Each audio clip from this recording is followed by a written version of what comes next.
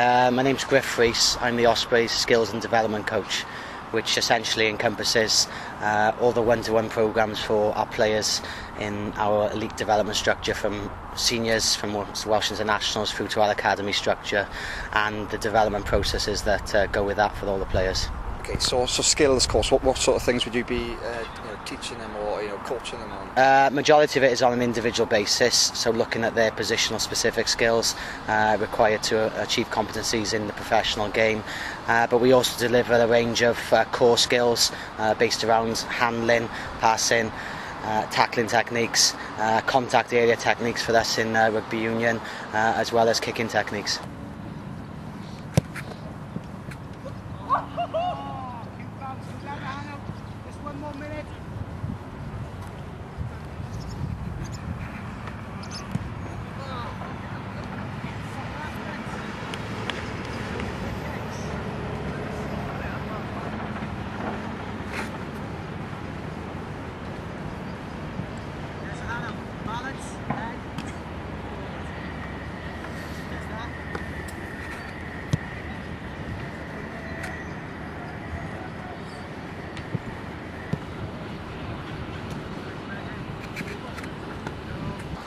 How do you become a skills coach then? What's your background?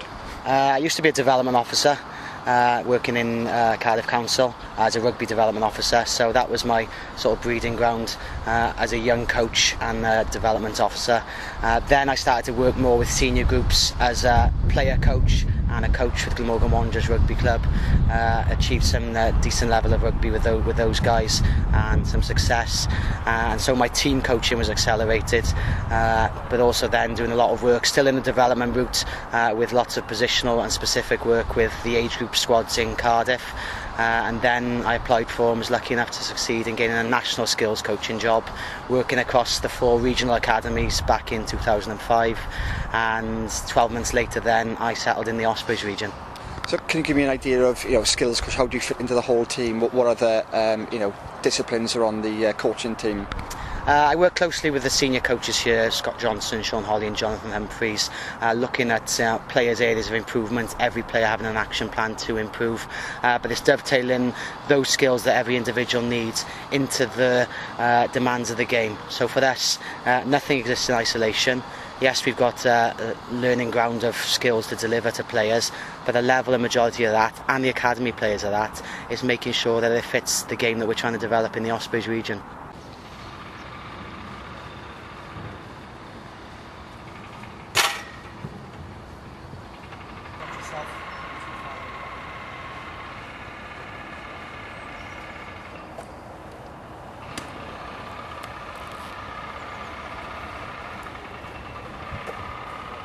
Okay, so how do you decide every week what your sort of training plan is going to be?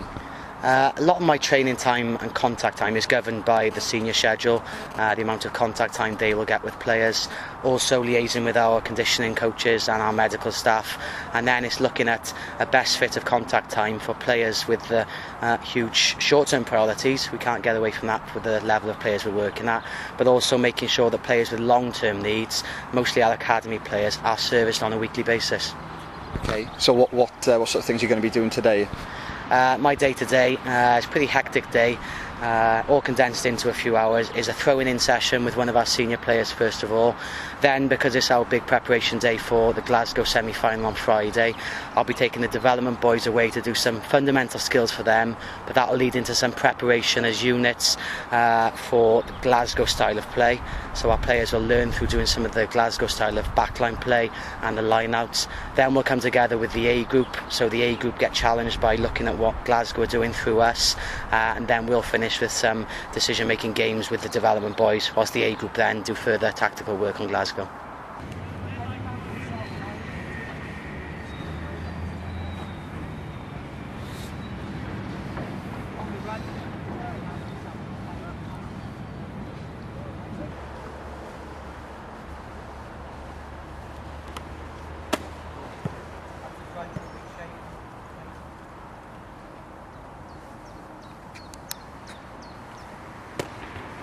Just last question.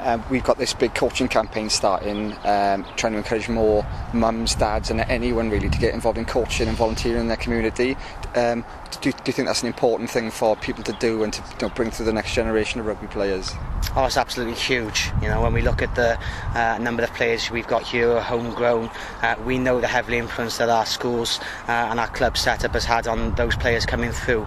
And especially if you speak to these guys, you look at their player questionnaires, their biggest influence, apart from parents, is always their club coach or school teacher.